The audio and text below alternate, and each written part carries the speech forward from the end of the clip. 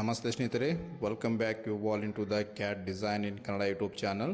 So ಇಲ್ಲಿ ನೋಡ್ಬೋದು, ಈ ಒಂದು ಮಾಡೆಲನ್ನು ನಾವು ನಮ್ಮ ಪ್ರೋಗ್ರಾಮಲ್ಲಿ ಡಿಸ್ಕಷನ್ ಮಾಡಿದ್ದೀವಿ.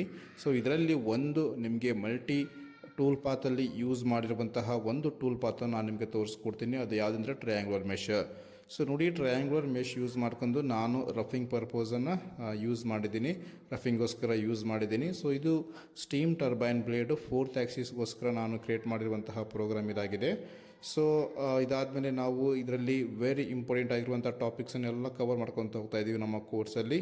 ಸೊ ನೋಡ್ಬೋದಿರ ಹೈಟ್ ಎಷ್ಟಿದೆ, ಡೆಪ್ತ್ ಇದೆ ಎಷ್ಟಿದೆ, ಸೊ ಟೈಮ್ ಯಾವ ರೀತಿ ಸೇವ್ ಮಾಡ್ಬೇಕಂತೇಳಿ ಪ್ರತಿಯೊಂದು ಈಚ್ ಆ್ಯಂಡ್ ಎವ್ರಿ ಟಾಪಿಕನ್ನು ನಾವು ನಮ್ಮ ಕೋರ್ಸಲ್ಲಿ ಕವರ್ ಮಾಡ್ತಾ ಇದ್ದೀವಿ.